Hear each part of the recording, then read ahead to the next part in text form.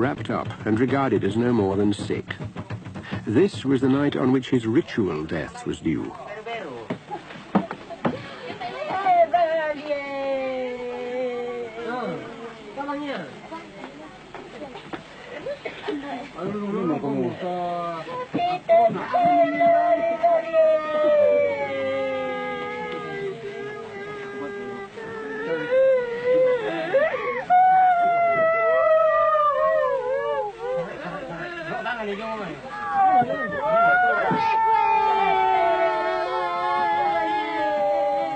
In our lives, we're admired for holding back grief. For the Torajas, there are times and places to let it go.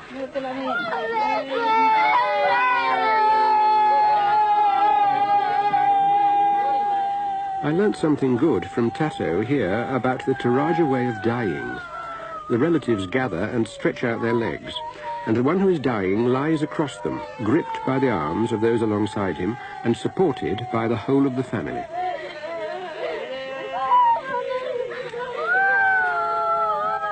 In an unsignalled movement, the body is turned from the east-west sleeping axis to the north-south death axis. Nedena is now quite dead.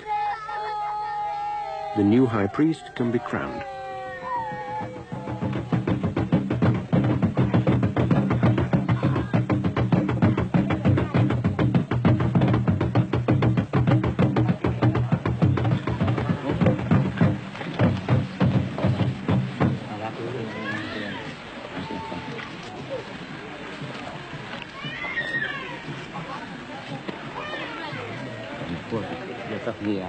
I was puzzled by the ritual.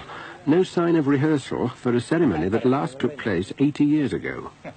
But the bare bones of the action, the crowning, the speaking, came in a strict order. Perhaps that was what mattered.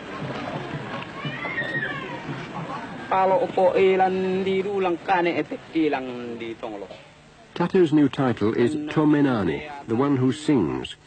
He summons the ancestors and the spirits and introduces himself as the new priest to the high god.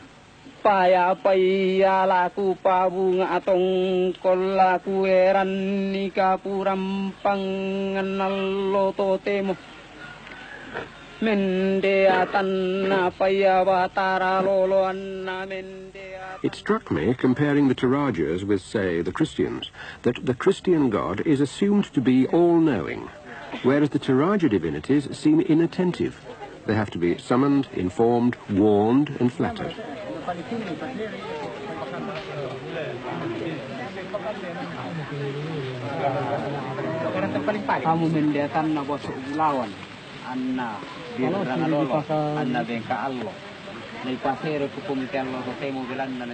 Tato tells the buffalo why she's going to die.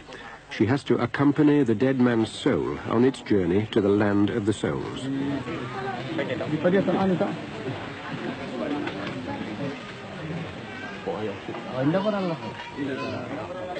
The spirits are warned to stand clear to avoid being wounded, so everyone is alerted.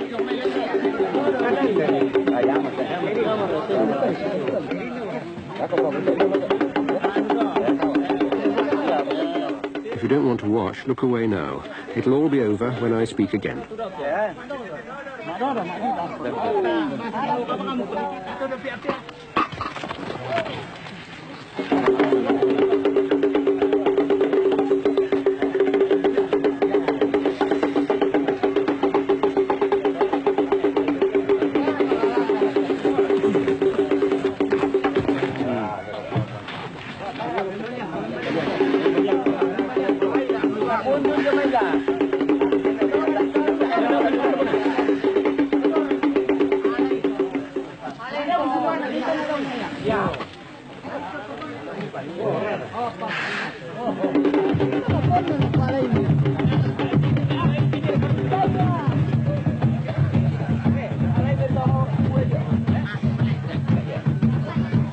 I had a few words with myself before the first round of animal sacrifice and decided not to look away or feel sick or raise some interior objection. After all, I was a guest and would soon be offered a hunk of meat to take home on a meat hook, so the least I could do was take an interest. The whole of this interior monologue would surely strike a Toraja as insane. If you eat meat, you have to kill it. If God provides meat, you have to thank him. If you eat your meat on some very special day, you tell the animal beforehand where he's going and why, and you do it in the open. Perhaps the way to revolt a Toraja would be to shove him in the direction of a giant western slaughterhouse and tell him we like beefsteak and pork chop, but daren't watch the animals die.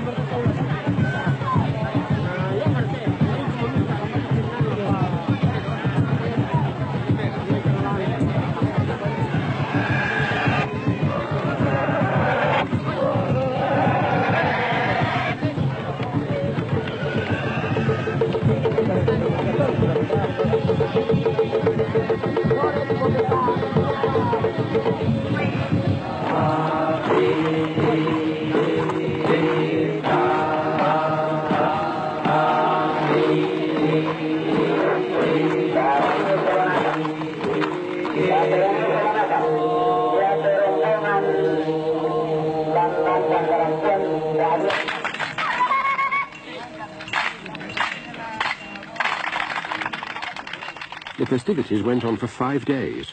No funeral in living memory had been quite like it. Nobody could turn up wearing black. If they had any choice in the matter, they should wear yellow, for the high priest presides at the great rice rituals, and even his death should be lively.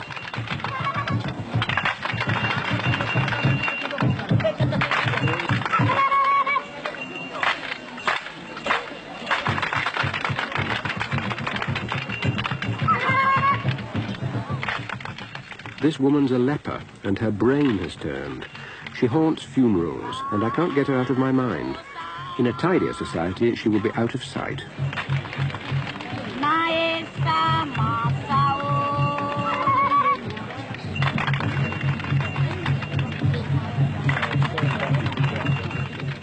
There was a great deal of giving of presents. At first, you think, how generous. But each of these offerings, whether it's pigs, palm wine, or chickens, turns out to be a debt. Either a debt paid off to Tato or chalked up for him to pay back later.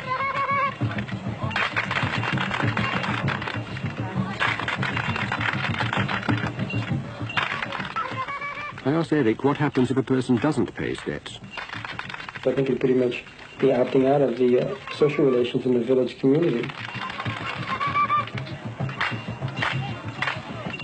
As well as 10 water buffalo, Tato accepted 40 pigs. 40 pigs, 10 water buffalo is a lot, isn't it? Right, and that's just, in terms of pigs, I mean, absolutely minimal. Now, doesn't that put him in a terrible position if he's got to pay back to the people? There's pigs, there's water buffalo. Isn't he bankrupt? Jadi kitanya tidak dianggap sedikit sukar karena walaupun saudara Tato masih muda, sudah kena hutang banyak. Iya, iya. Dianggap berat atau bagaimana? Berat sebenarnya. Tapi ini datangannya dari pihak-pihak keluarga. Kita tidak bisa tampung mereka. He said that actually there are 2 ways of bringing pigs and water buffaloes to these festivals. And one way it's just offered in terms of good heart, but the majority will be repaid sometime in the future. Does it give him a headache? Jangan-jangan pusing dengan semua hutang ini. Itu kan kita harapkan dari... It doesn't really give me a headache because here's what we hope. We hope that the soul of his father, Nedena, maybe in the future can come back and help us out.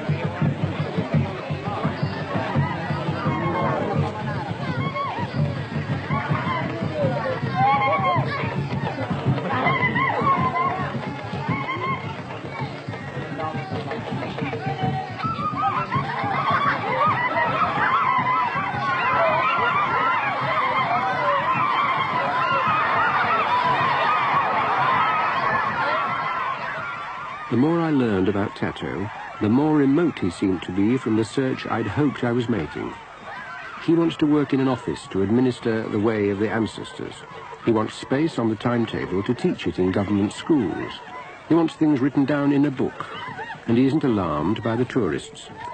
He wants, in a word, to be modern.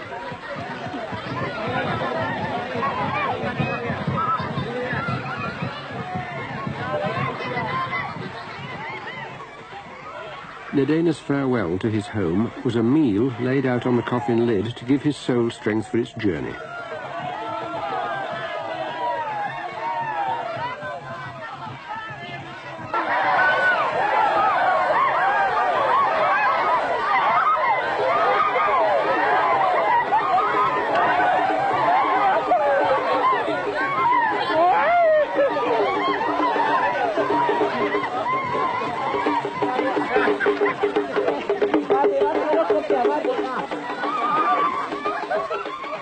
I remember traveling around Mexico many times, the Indian villages, and people would always say to me, "Oh, you should have come here about 10 or 20 years ago. Things are really interesting now."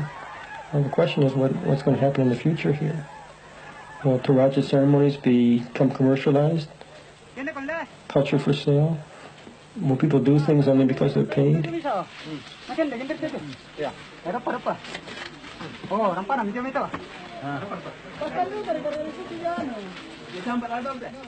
What seems to be worrying Eric is the very thing that many Torajas would think of as progress. Yet who are we to tell anyone that their strength is their booklessness, their strength is their churchlessness, their strength is their lack of bureaucracy, when they can see for themselves that Islam prospers with a book, Christianity prospers with a church, and government prospers with a block of offices.